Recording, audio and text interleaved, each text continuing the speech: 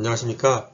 2차 전지와 인공지능 과목 이번 주차 강의를 맡게 된 인하대학교 화학공학과의 이용진이라고 합니다. 이번 주차는 지난 주와 이어서 저희가 딥러닝과 신경망의 이해에 대해서 계속 공부를 해보는 시간을 갖도록 하겠습니다.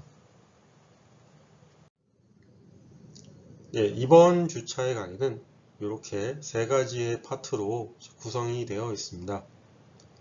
처음 두 개의 파트에서는 이제 지난주에 여러분들이 공부하셨던 기본적인 딥러닝 알고리즘을 넘어서 조금 더 진보된, 조금 더 스페셜화된 그러한 알고리즘들에 대해서 이제 공부를 하겠고요. 그 다음에 마지막 세 번째 파트에서는 여러분들이 딥러닝을 사용을 하고 활용을 하고 이해하는 데 있어서 꼭 알아야 되는 필수적인 개념과 지식들을 다루도록 하겠습니다. 이제 이번 주에 여러분들이 보시게 될 그러한 신경망들, 알고리즘들은 이제 기본 알고리즘을 좀 더 벗어난 것이기 때문에 아무래도 난이도가 있고요. 그래서 그런 알고리즘들에 대한 너무 많은 내용 혹은 이제 너무 깊이 있는 그러한 내용보다는 이 알고리즘이 왜 만들어졌는가, 어떠한 목적으로 이러한 알고리즘들을 사람들이 활용을 하는가, 그리고 이 알고리즘들을 여러분들이 사용을 할 때 필수적으로 알아야 될 어떤 개념들을 위주로 이제 강의를 하도록 하겠습니다. 여러분들 첫 번째 이제 보시게 될 신경망은 순환 신경망이 되겠습니다. 이제 순환 신경망이 이제 필요한 여러분 이유를 이해를 하시려면은 우리가 데이터 타입이라는 데이터의 형식에 대한 먼저 얘기를 할 필요가 있겠는데요.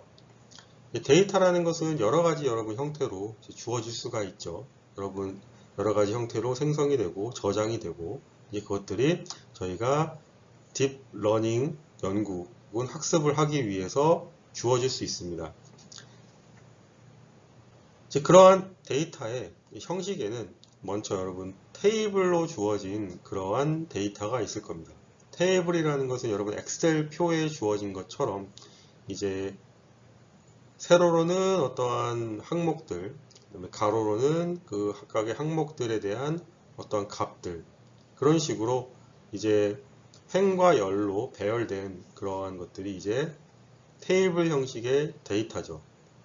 이러한 테이블 형식의 데이터는 어떻게 보면 가장 일반적으로 우리가 접하게 되는 그러한 데이터의 형식이라고 볼 수가 있는데, 이러한 데이터는 저희가 이제 소위 일반적으로 말하는 딥러닝 기본 알고리즘, 다른 말로는 저희가 이제 멀티레이어 퍼셉트론이라는 말로도 부르는데요. 이 멀티레이어 퍼셉트론의 인풋 시스템과 잘 매칭이 됩니다. 그러니까 우리가 어떠한 아이템에 대해서 아이템이 가지고 있는 물성을 x1부터 xn까지 이런 식으로 나열을 해서 인풋 레이어의 각각의 노드에다 하나씩 매칭을 시키면은 이 딥 뉴럴 네트워크는 그것을 인풋으로 받아서 여러 가지 일들을 해낼 수 있게 되죠. 그래서 우리가 테이블 형식의 데이터는 이 다층 퍼셉트론, 기본적인 딥 뉴럴 네트워크로 우리가 쉽게 다룰 수가 있습니다. 이제 이러한 테이블 형식의 데이터 이외에 또 다른 데이터의 타입이 그리드 형식의 데이터입니다. 그리드 형식의 데이터는 여러분이 가장 쉬운 예가 이미지입니다. 이미지라는 것은 여러분 어떤 사진을 생각을 해보시면은 가로, 세로, 축이 여기에 조그맣게 보이는 그림처럼 각각 굉장히 작은 사이즈의 어떤 픽셀로 나눠져 있죠. 픽셀 하나하나마다 그 이미지에 대한 어떠한 정보값을 가지고 있고 그것들이 모여서 이제 이미지가 되는 것입니다. 그래서 이러한 이미지는 물론 이러한 이미지를 저희가 이 다층 퍼셉트론으로 다루지 못하는 것은 아닙니다. 결국 이제 이미지라는 것도 이제 픽셀 값들을 한열로 쭉 배열을 해서 여기에 매칭시켜서 집어넣을 수가 있습니다. 하지만 우리가 이 그리드 형식, 즉 이미지 형식의 데이터에는 이 다층 퍼셉트론보다는 조금 더 특별화된 그러한 신경망을 사용을 하죠. 그게 뭐냐면은 합성곱 신경망, 즉 컨볼루셔널 뉴럴 네트워크라고 하는 이미지에 아주 다루는데 특화된 그러한 신경망을 사용을 합니다. 이제 그 이유는 저희가 이 이미지라는 것은 이제 가로, 세로, 이게 굉장히 단순하게 보이는 이 이미지만 해도 가로가 이제 28개, 세로가 28개의 픽셀로 구성되어 있는 이미지입니다. 그러면은 28 곱하기 28이니까 굉장히 많은 수의 그러한 픽셀 값들이 이 하나의 이미지를 다루기 위해서 주어져 있죠. 그거를 우리가 다층 퍼셉트론으로 다룬다. 그러면은 이 인풋의 요 인풋 레이어의 노드의 개수가 그 픽셀의 전체 개수랑 매칭이 돼야 되니까 인풋 레이어의 사이즈가 굉장히 커지겠죠. 그렇게 되면은 이 알고리즘이 굉장히 헤비해집니다. 따라서 우리가 이러한 이미지들은 합성곱 신경망이라고 하는 이러한 특별한 형태의 알고리즘으로 다루게 되는 것이죠. 그래서 이렇게 두 가지의 이제 형식의 데이터를 우리가 이렇게 다룰 수 있다는 걸 봤는데, 이러한 데이터를 취급하는 데 있어서 사실 우리가 뭐 설정하진 않았지만 기본적으로 한 가지 중요한 가정을 밑바탕에 두고 있는 겁니다. 뭐냐면은 데이터 내의 순서는 중요하지 않다라는 것입니다. 그러니까 예를 들어서 저희가 이 다층 퍼셉트론 인풋의 이 순서를 바꿔도, 즉 X3를 여기다가 X1을 여기다가 이런 식으로 순서를 바꿔서 넣어도 이 알고리즘의 결과는 크게 달라지지 않습니다. 또한 픽셀도 저희가 이렇게 이러한 방향으로 배열을 해서 인풋으로 집어넣나, 이러한 방향으로 픽셀 값을 읽어서 집어넣나, 혹은 여기에 합성곱 신경망에도 이 이미지를 그러니까 이러한 방식으로 나열을 하나 이러한 방식으로 나열을 하나 크게 결과는 달라지지가 않습니다. 즉 데이터 내에 어떤 순서가 중요하지 않다는 것을 기본 가정으로 담고 있는 거죠.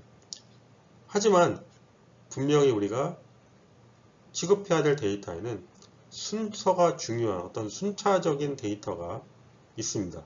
그럼 이러한 순차적인 데이터들은 이러한 알고리즘으로 적절히 다룰 수가 없게 되겠죠.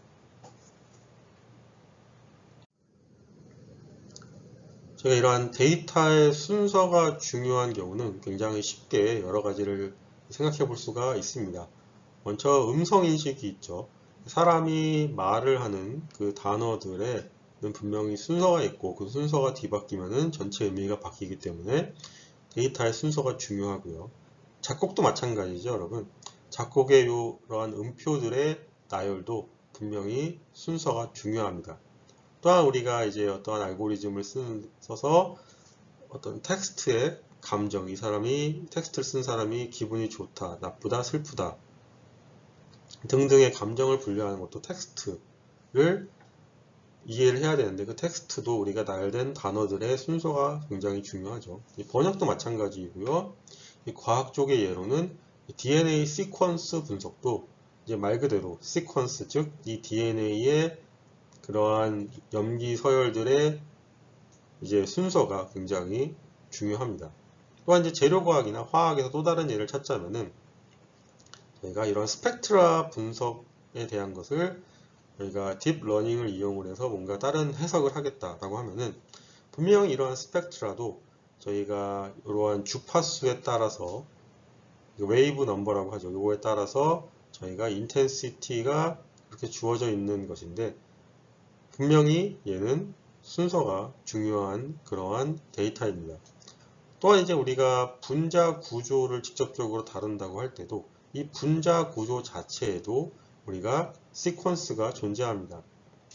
예를 들어서 여기에 있는 탄소 옆에 황, 탄소 이렇게 되어 있는 것이 만약에 이 세 가지의 배열의 순서가 바뀐다면은 이 분자 구조는 완전히 다른 분자 구조가 되고 또 다른 물성 값을 갖게 되겠죠.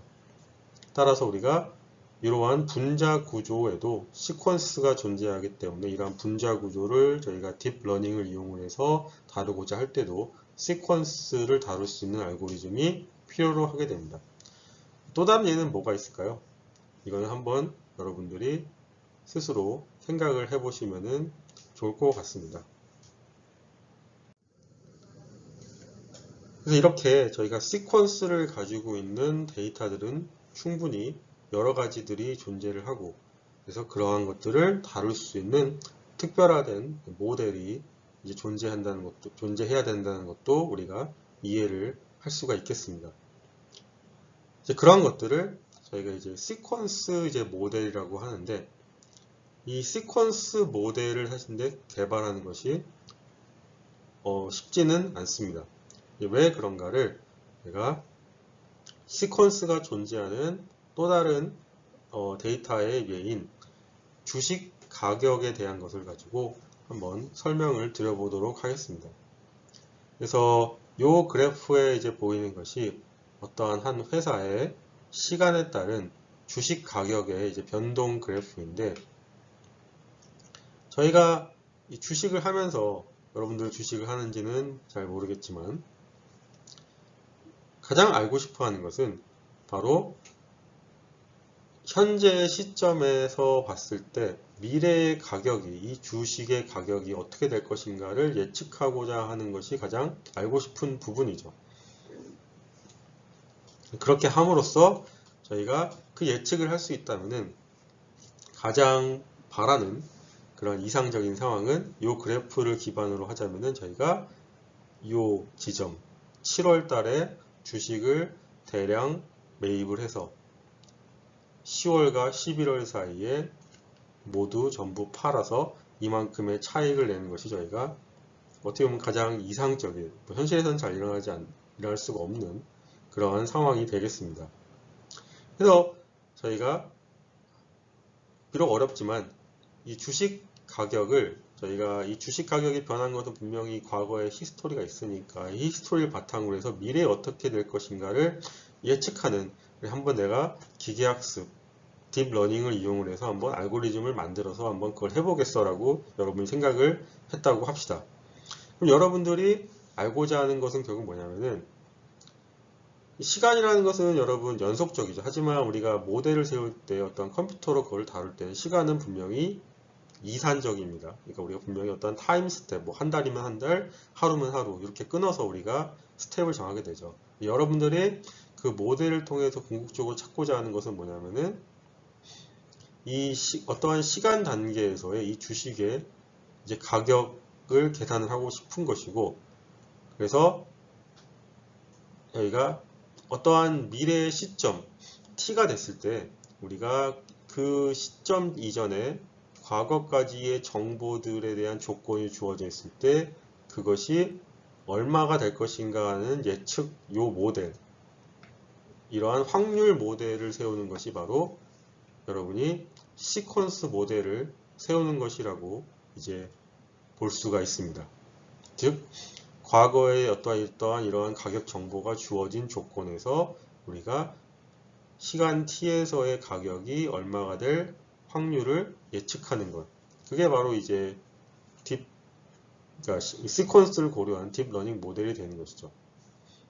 그래서 이러한 모델을 세우는 것이 불가능한 것은 아닙니다. 왜냐하면 원칙적으로 저희가 미래에 대한 예측이라는 것은 과거의 변화에 의존을 하기 때문이죠. 하지만 이러한 과거에 의존한다는 점이 또 다른 측면에서는 이러한 모델을 세우기 어렵게 만드는 그러한 이유가 되기도 하는데, 뭐냐면은 우리가 이 모델의 입력값이 되는 과거라는 것은 결과적으로 내가 5월 달에 이 모델을 사용을 해서 5월 이전의 과거의 데이터를 가지고 예측하는 것과 6월에 예측하는 것과 7월에 예측하는 것, 전부 이 시간 t가 5월이냐 6월이냐 7월이냐에 따라서 이 과거의 개수, 즉 이 모델의 입력값이 되는 이 과거의 개수가 달라집니다. 그렇죠.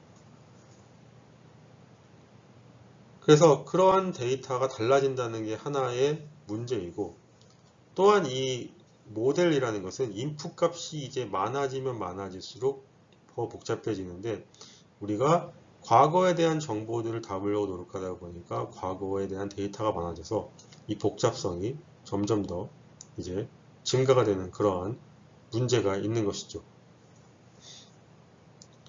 따라서 우리가 이러한 문제들은 우리가 과거에 대한 것을 바탕으로 미래를 예측할 때 원천적으로 피할 수가 없는 그러한 문제들이기 때문에, 그래서 우리가 시퀀스 모델을 개발한다는 것은 우리가 기본적으로 이러한 계산이 실제적으로 프랙티컬하게 가능하게 하는 어떠한 어프록시메이션을 만드는 것을 이제 목적으로 합니다. 그러니까 과거의 이러이러한 히스토리에 대해서 미래가 얼마일 거라는 그 정확한 어떠한 값을 모든 과거의 히스토리를 바탕으로 해서 내린다기보다는 과거의 히스토리에 대해서 우리가 적절히 가정을 섞어서 미래의 값이 어떨 것이라고 하는 약간 approximate 된 값을 예측하는 것이 이 시퀀스 모델, 즉 좋은 근사치를 찾는 것이 이 시퀀스 모델의 목표라고 여러분이 이해를 하시면 되겠습니다.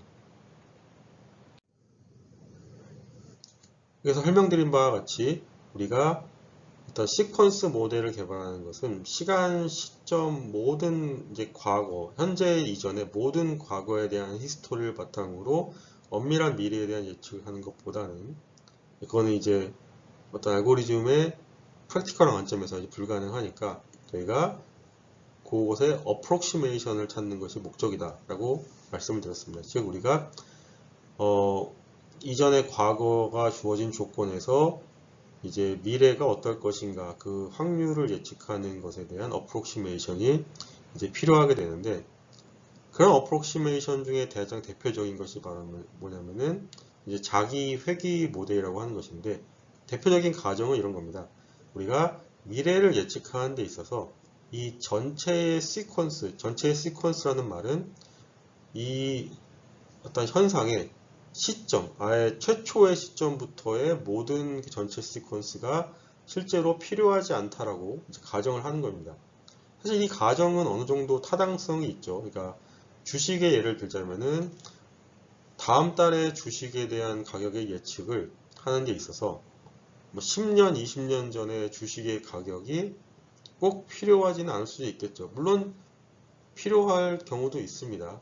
하지만 다음 달에 주식의 가격을 예측하는 데 있어서는 올해 혹은 이제 뭐 작년 이렇게 좀 더 근접한 시간대에 그 시퀀스가 더 영향을 줄 수가 있겠죠. 그래서 이러한 것을 기본적인 가정으로 세우고, 그러면은 얼마만큼의, 즉 전체 시퀀스가 필요하지 않다면은 얼마만큼의 시퀀스 동안을 우리가 그러니까 얼마만큼까지의 과거를 봐야지 미래를 예측을 할 것인가. 바로 여기서는 이제 어떤 타우라는 그 시간 스팬을 이제 선정을 합니다.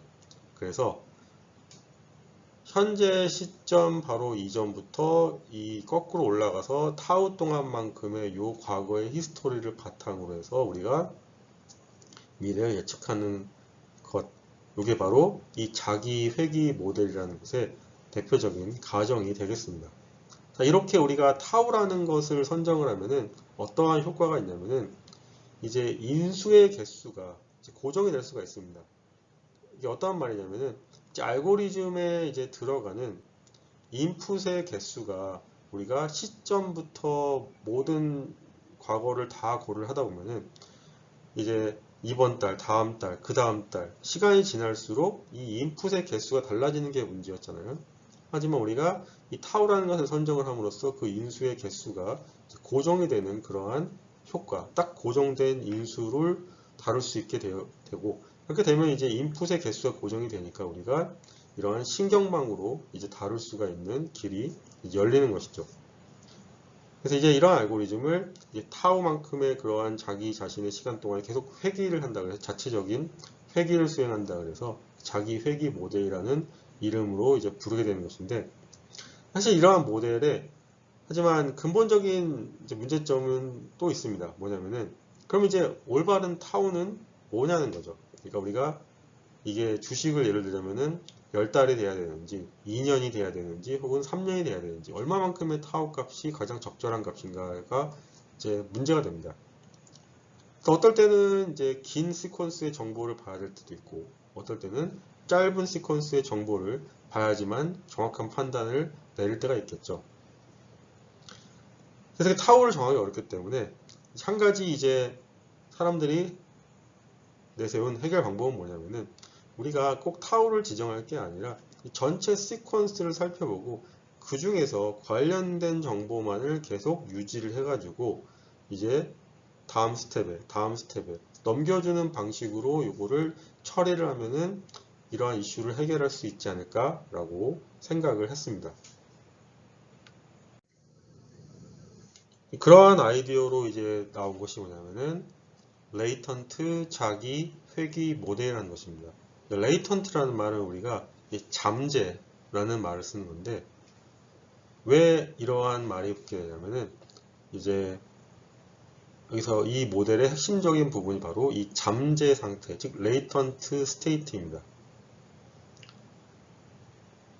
그래서 이 레이턴트 스테이트는 이제 과거의 모든 관련 정보를 담고 있는 그러한 상태이고요. 우리가 왜 레이턴트라고 부르냐면은 보통 레이턴트라는 것은 우리가 직접적으로 그것들에 대한 것을 다루거나 그 안에 뭐가 일어나는지는 잘 모르지만 어떠한 현상이 발생하고 있는 그러한 것을 우리가 이제 잠재 상태라고 부르는데 이 잠재 상태라고 하는 것이 이제 우리가 다루고자 하는 이런 문제의 모든 과거의 정보를 요약하고 있는 그러한 상태입니다. 그러니까 모든 것을 담고 있지만 그것들의 이 문제와 관련성이 있는 것들만 축약을 해서 요약한 그러한 버전인 것이죠. 그리고 이 잠재 상태는 매 타임 스텝마다 우리가 매 시점의 과거의 잠재 상태와 현재 또 들어온 인풋을 바탕으로 해서 또 업데이트가 됩니다. 무슨 말이냐면은 현재 들어온 인풋과 이전까지의 요약된 과거를 잘 적절히 비교하고 어떤 활용을 해서 어떠한 부분을 또 남기고 요약해서 가지고 있을 것인가 하는 것을 또 업데이트를 하는 거죠. 그래서 우리가 이 잠재 상태를 활용을 하게 되면은 이 알고리즘의 전체적인 구성이 이러한 형태로 바뀝니다. 그러니까 여러분이 이쪽 방향이 이제 시간의 흐름이라고 보시면 됩니다. 그래서 어떠한 t-2라는 시간의 시점에서 우리가 다음 미래를 예측하는 것은 그 시점 이전까지의 모든 과거에 대한 정보를 요약해서 담고 있는 은닉 상태와 현재 들어온 인풋을 합쳐서 예측을 내리고요. 그렇게 함으로써 이제 이 은닉 상태는 이제 현재 t-2 시점의 인풋과 합쳐져서 다시 업데이트가 되고 다음번 스텝에서는 또다시 그 시점에 들어온 인풋과 합쳐서 예측을 내리고 다시 또 예측을 내리고 이런 식으로 이제 알고리즘이 구성이 되게 됩니다. 결국 이제 이러한 잠재 상태를 활용함으로써 우리가 여러분 시퀀스 모델의 목적은 여러분 이거였죠. 그러니까 우리가 현재부터 이전 과거까지의 모든 정보들이 주어진 조건에서 미래를 예측하는 것인데 이 과거에 대한 부분이 이 잠재 상태로 바뀐 것이다라고 여러분이 이해하시면 되겠습니다. 그래서 우리가 임의의 길이인 이 시퀀스, 시간에 따라 달라지는 이 시퀀스를 고정 길이의 어떠한 벡터 h로 이제 바꾼 것이다 라고 보시면 되고, 따라서 이제 그러다 보니까 이 h라는 것은 모든 과거에 대한 정보를 다 담고 있는 것이 아니라 어느 정도 손실을 담고 있는 과거에 대한 요약본이다 라고 여러분이 이해를 해주시면 되겠습니다. 순환신경망은 결과적으로 우리가 이러한 매핑을 어떻게 시킬 것인가를 데이터로부터 학습하는 것, 그게 바로 이 순환신경망이 이제 하는 그러한 역할이 되겠습니다. 제가 이러한 모델의 기초에서 순환신경망을 좀 더 확대해서 이제 그려보면은 저희가 이렇게 그림을 그릴 수가 있습니다. 그래서 인풋이 들어오면은 이제 그것들이 이 어떠한 셀에서 과거를 담고 있는 히든 스테이트의 셀과 융합이 돼서 미래를 예측을 하고, 그 다음에 그것이 다음 단계로 또 히든 스테이트가 넘어가고, 또 다음 인풋이 들어오면 또 예측을 하고, 또 다시 넘어가고. 그래서 이렇게 그 히든 스테이트, 과거의 정보가 이제 흐르고, 새롭게 인풋들이 들어오면서 미래가 예측되는 그러한 모델로 되어 있고, 그래서 결국 이것도 신경망이기 때문에 저희가 이 신경망의 각각의 흐름에는 다 뭐가 존재하냐면은 여러분 가중치, 즉 웨이트가 존재합니다. 그래서 얘는 인풋으로부터 이제 히든 스테이트로의 웨이트, 그 다음에 이것은 히든 스테이트로부터 출력까지의 웨이트, 이거는 히든 스테이트까지의 웨이트, 이런 것들이 다 웨이트가 존재하고, 결국 이 웨이트를 우리가 어떻게 하는 거죠? 데이터가 주어져 있을 때 학습 데이터의 학습을 통해서 이 웨이트를 이제 결정을 짓게 됩니다. 그렇게 될 때 이 순환신경망에 대해서 우리가 이 매핑 함수는 고정되어 있다라고 하는데, 그게 무슨 말이냐면은 이 웨이트라는 것을 우리가 한번 정해 놓으면은 그것들을 계속 바꾸지 않고 학습된 모델을 여러 가지 시간의 흐름에 따라서 변화 없이 그대로 사용한다는 얘기입니다.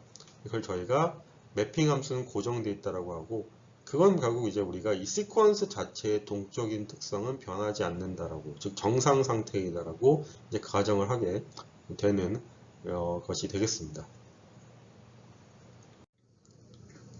예, 그 이상으로 이제 첫 번째 파트에서 순환신경망에 대해서 저희가 학습을 해보았고요. 그럼 다음 파트에서 또 다른 신경망들에 대해서 저희가 학습을 또 해보도록 하겠습니다.